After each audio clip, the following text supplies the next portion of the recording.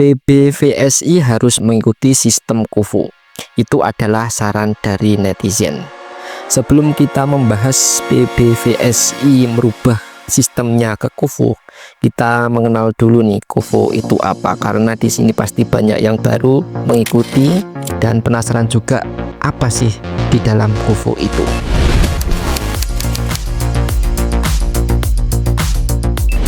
Sebenarnya hampir sama KUFU dengan PBVSI, hanya saja rekrutan dan sistem dan liganya itu sedikit berbeda. Cuman ya sama aja, sama-sama federasi.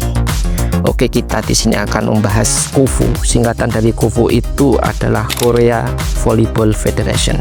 Dan di KUFU ini hanya ada kompetisinya, hanya ada dua. Yang pertama adalah Piala KUFU dan yang keduanya adalah V-League, adalah liga utama atau divisi utama, divisi tertinggi lah di Liga Korea.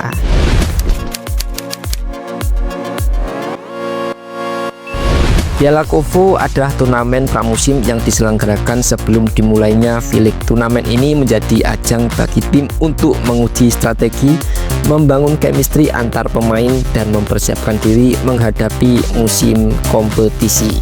Piala KUFU juga menjadi kesempatan bagi pemain muda untuk menunjukkan potensi mereka di tingkat profesional. Dan setelah Piala KUFU ini selesai, maka akan lanjut ke V-League. V-League adalah liga voli profesional utama di Korea Selatan yang dimulai pada tahun 2025. Liga ini dibagi menjadi dua kategori, yaitu liga pria dan wanita, dengan masing-masing diikuti oleh klub-klub papan atas.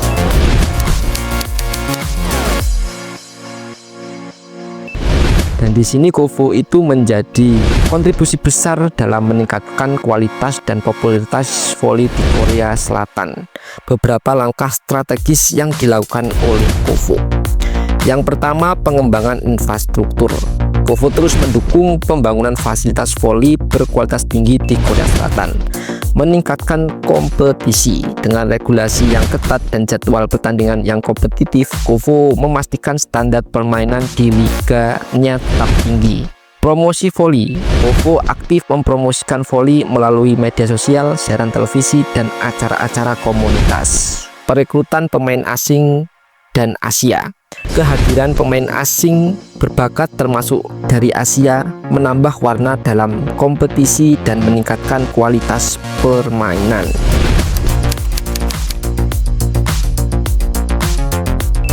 Berkat upaya KUFU, voli menjadi salah satu olahraga yang paling diminati di Korea Selatan. Liga-liga yang dikelola KUFU kerap menarik ribuan penonton di stadion serta jutaan penonton melalui siaran langsung. Para pemain voli profesional di Korea Selatan juga mendapatkan status sebagai selebritas berkat popularitas mereka di dalam dan di luar lapangan. Tetapi karena popularitas yang sangat tinggi, pasti banyak netizen yang mengkritik.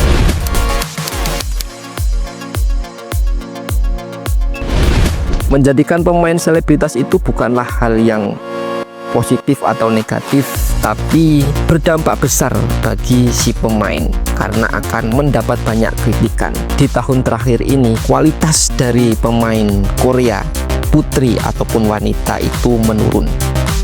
Kita bisa lihat di VNL, mereka terus saja kalah dan bola voli putranya pun sampai terdegradasi dan digantikan oleh Iran. Jika di voli putri, di tahun ini mereka tetap ikut VNL, namun jika mereka tetap sebagai juru kunci, maka dia akan digantikan oleh negara lainnya. Jadi KUFU sendiri tidak menjamin sistem mereka bagus atau jelek. Yang jelas dari sini kita bisa belajar bagaimana cara mengambil sistem yang baik, atau dari KUFU atau dari liga manapun kita ambil sisi positif dari berbagai sistem yang ada. Kita kembali lagi ke KUFU. Jadi banyak sekali ya penurunan faktor dari KUFU sendiri. Yang pertama adalah kontroversialnya liga ini.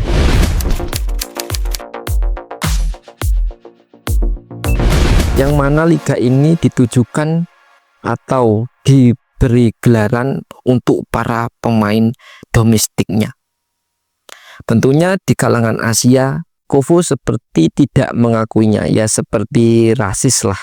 Ya seperti kejadiannya si Mbak Megawati yang dimana Kofu sendiri tidak memberikan penghargaan penuh terhadap pemain kita yang ada di Indonesia.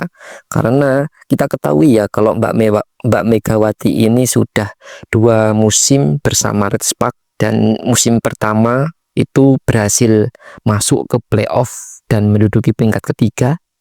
Dan setelah itu musim ketiga dengan dramatis bisa mengimbangi penampilan dari pesaingnya yaitu Pink Spider.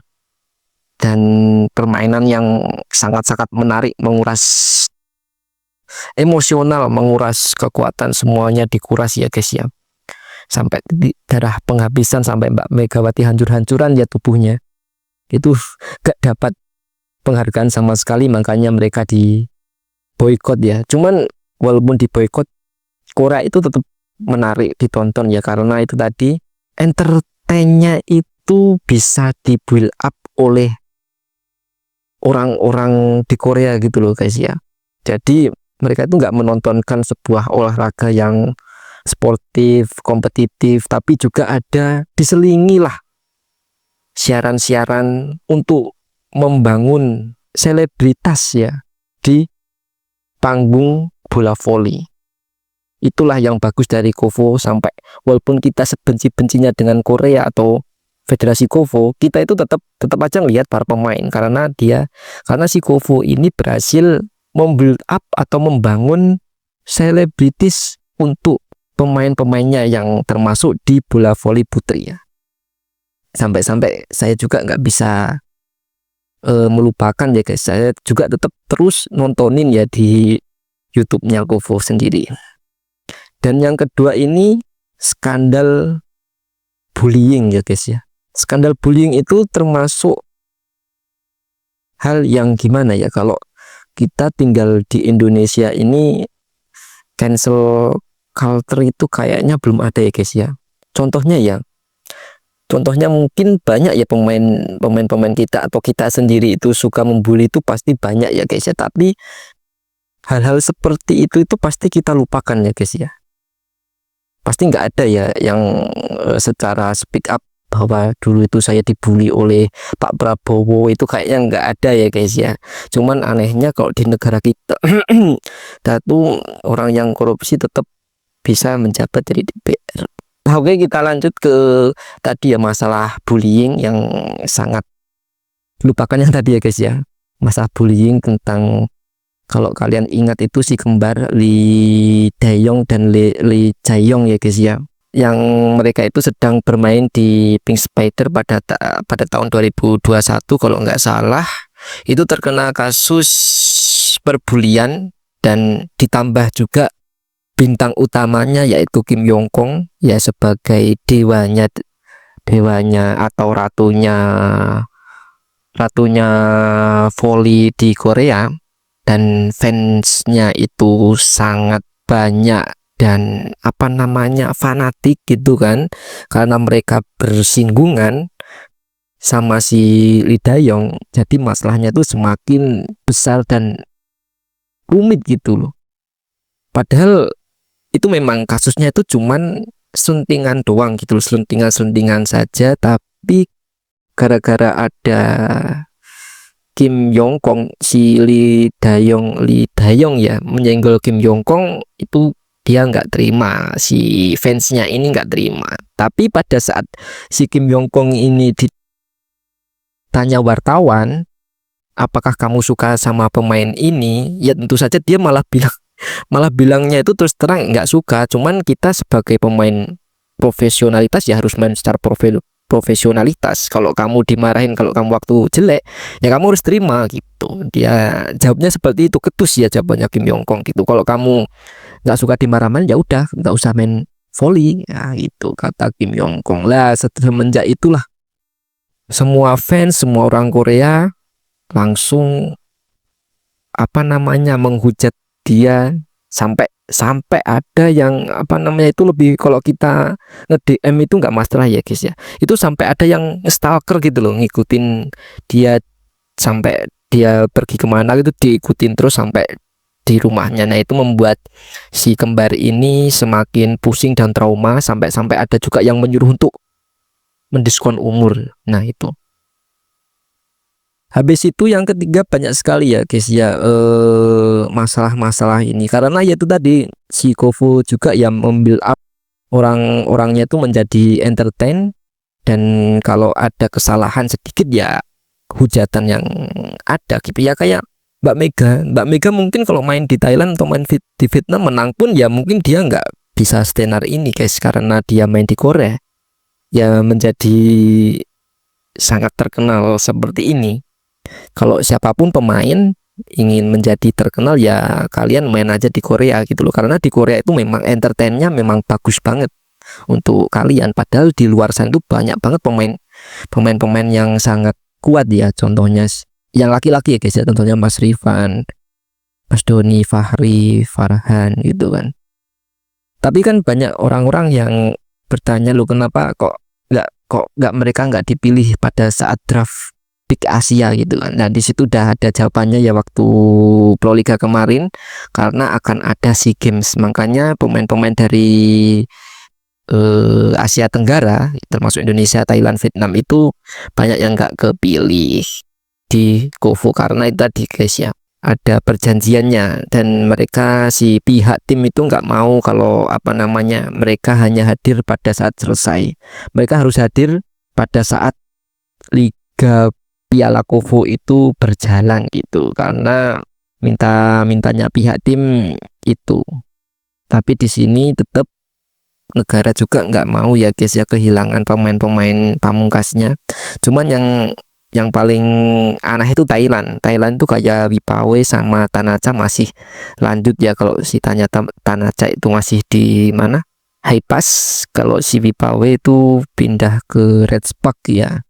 Nah itu mereka masih lanjut kontraknya, tapi nggak tahu mereka itu memperkuat timnasnya enggak, kita nggak tahu. Tapi kalau sampai memperkuat itu berarti wah ada apa namanya berpilih kasih ya guys ya, pilih kasih itu antara Thailand sama negara Asia lainnya. Aduh maaf. Oke, yang ketiga ini adalah penurunnya pemain Korea. Ya pemain dari Korea itu turun semua, termasuk putra ataupun putri. Kalau kalian bisa tahu pada zamannya Kim Yong Kong, Kim Soo Ji, terus yang Hyojin, middle blockernya Hyundai, itu dimana saat kekuatan Korea Selatan itu memang benar-benar kuat, tetapi dia nggak bisa menembus BNL, itu juga nggak bisa menembus masuk itu ya guys ya. Terus kalau Korea Putra ya langsung tersingkir tahun berapa itu, pokoknya udah lama udah nggak ikut. Kemudian kalau tahun ini mereka kalah VNL ya 2024 itu 2025 ini dalam VNL, kalau mereka tetap jadi juara apa namanya juru kunci, itu mereka juga bisa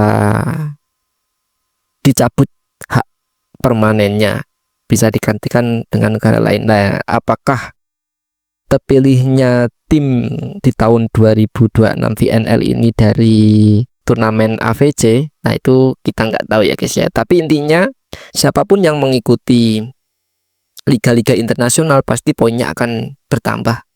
Nah kalau poinnya bertambah ya kemungkinan besar akan mengikuti VNL liga bergengsi ya guys ya. Ya kalau menurut saya pribadi ya pengen banget ya lihat pemain Indonesia itu bertanding di VNL, walaupun kalah pun tetap aja seneng guys ya. Ya kayak Thailand itu kalah mulu juga ya, bangga mereka ikut VNL. Jadi sebenarnya sistem apa sih yang bagus untuk Indonesia? Kalau menurut saya ya kita bisa mengikuti, kalau di Asia kita bisa mengikuti Tiongkok atau Jepang ya guys ya, karena Tiongkok sama Jepang itu lebih ke imbang. Tapi yang lebih bagus lagi Jepang ya guys ya, karena putra ataupun tim putra atau tim putrinya ini imbang guys ya, nggak ada kesenjangan, nggak seperti Thailand ya guys, senjang banget. Tim putrinya bagus, tim putranya anjlok ya guys ya, udah dikalahin sama kita Indonesia. Tapi kecuali yang putri ya guys ya, kalau yang putrinya itu bagus banget yang Thailand, dan kita pun susah untuk mengejarnya, ya kemungkinan pasti bisa.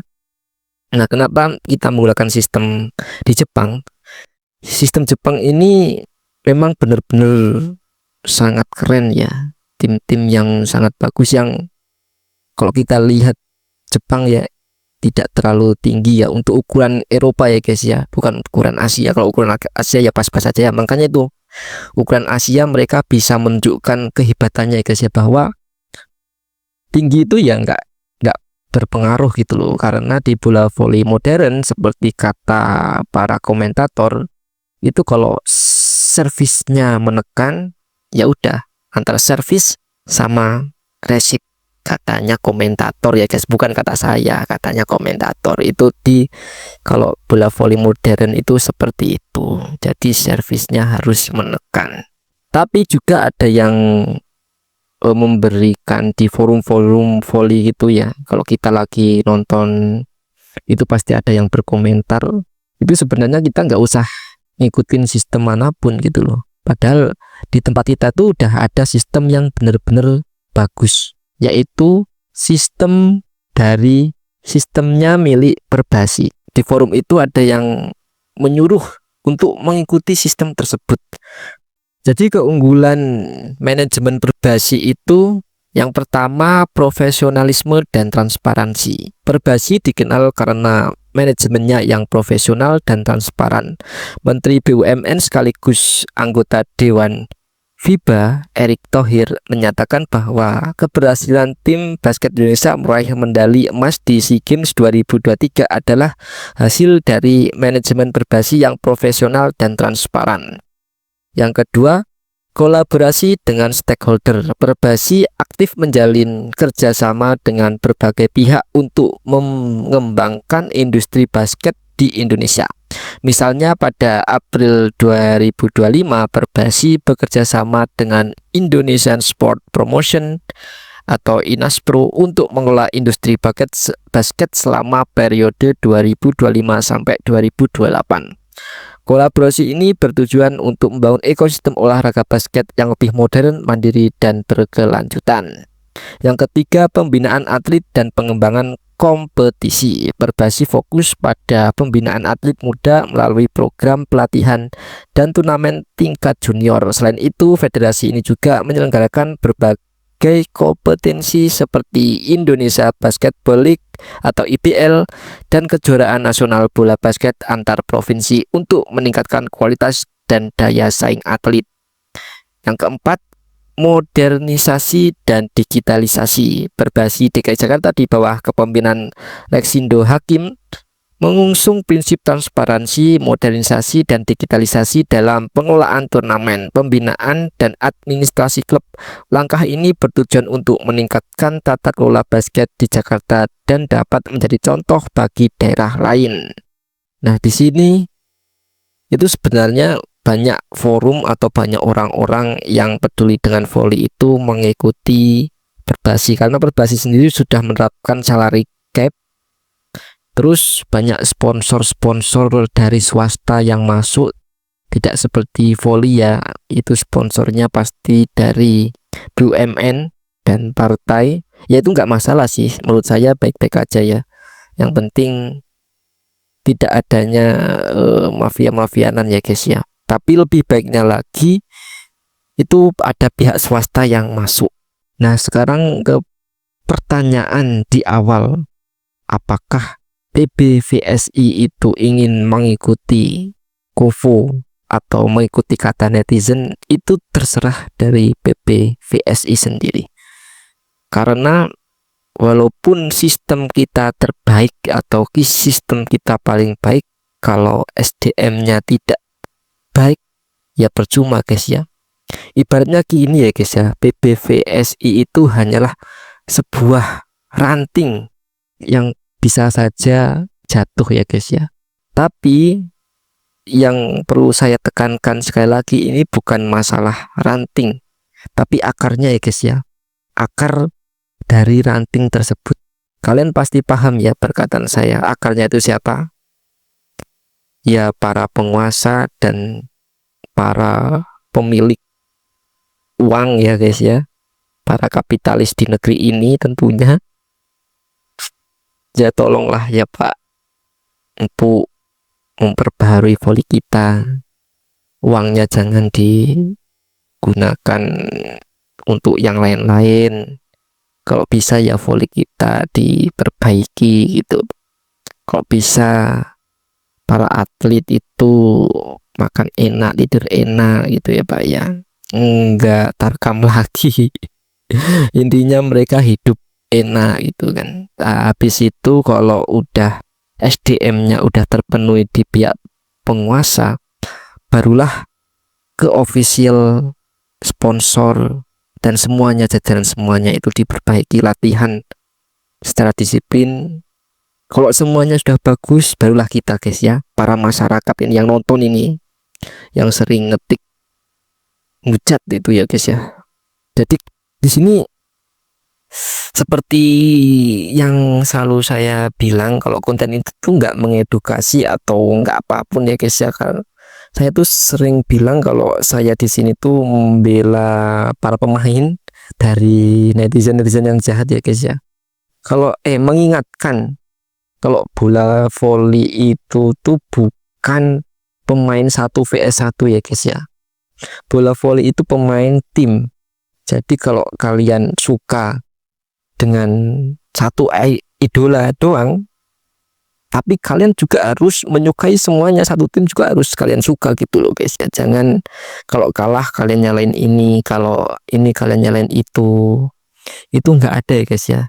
Tapi kalau kalian ingin seperti itu ya kalian nonton aja UFC guys ya, nonton sama saya, nonton UFC gitu loh.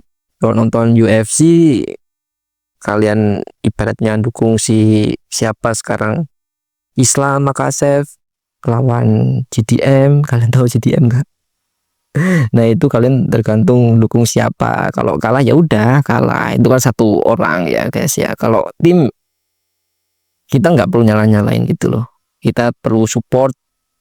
Kalau semisal pada waktu SEA Games nanti kita masih kalah, yang pertama ya kita nyalahin dari PBVSI. Kalau PBVSI-nya udah betul, terus kita juara, yang putra bisa mempertahankan emasnya dan yang putri bisa mempertahankan perunggunya, bahkan kalau bisa perak atau emas ya alhamdulillah, berarti PBVSI itu berhasil ya guys ya. Tinggal kita membenahi satu persatu, dan kita juga guys sebagai penonton kita juga harus sabar gitu loh ya, sabar sama jari kita gitu ya guys ya. Tolong ya guys ya, sabar banget sama jari kita. Kalau bisa kita tuh dukung terus gitu kan, komentar-komentar positif, semangat nge-like kalau ada pemain pro liga atau pemain tim-tim lain gitu kan, follow semua, follow. Habis itu semangat, kalau lagi kalah terpuruk kasih semangat gitu loh, kayak Thailand gitu loh guys ya. Kalau Thailand itu kalah pun tetap semangat, padahal yang laki-lakinya itu udah merosot-merosotnya itu, tapi tetap mereka itu tetap yakin suatu saat pemain bola voli yang putra Thailand itu yakin suatu saat itu pasti mereka juara guys ya. Mereka percaya suatu saat gitu loh, yang nggak tahu entah kapan, pokoknya mereka percaya. Terus dia memberikan positif terus. Nah ini yang terakhir ini tentang Korea tadi, kita kembali ke Kovo ya. Kovo sendiri tidak bisa meregenerasi, tidak bisa mengopi pemain-pemain mudanya seperti Kim Yong Kong gitu loh guys ya. Makanya mereka gagal itu, nggak ada penerusnya. Kim Yong Kong nggak ada penerusnya, Kim Suji nggak ada penerusnya, terus siapa tadi yang Yojin itu nggak ada yang penerusnya gitu ya guys ya. Dan di sini tuh sebenarnya kalau kita bisa menarik, kenapa saya suka banget orang Jepang, yaitu tadi di Jepang itu pemainnya tuh rata semua guys, bagus semua, nggak ada yang yang jomplangnya tuh sedikit gitu, sedikit banget itu loh, nggak gini gitu kan, kayak pemain-pemain kita atau pemain-pemain Korea kan jauh banget jomplangnya kan. Makanya kalau pada saat pergantian mereka udah siap. Kalau ibaratnya pergantian spesialis defender, spesialis service itu mereka udah siap, spesialis blocker opposite atau center opposite. Nah mereka udah siap itu loh. Nah itu apa namanya kata komentator bola voli modern ya seperti itu guys. Itu bukan kata saya lah guys ya. Ya itu tadi lah guys ya. Nanti kalau kalian mau komentar aja, nanti kita bahas. Ya mohon maaf ya segitu aja ya. Dan terima kasih karena udah menonton, udah subscribe, udah like. Dan tentunya komentar terus, nanti saya akan balas dengan video seperti kemarin. Ya itu saja guys ya. Terima kasih karena udah menonton. Bye bye.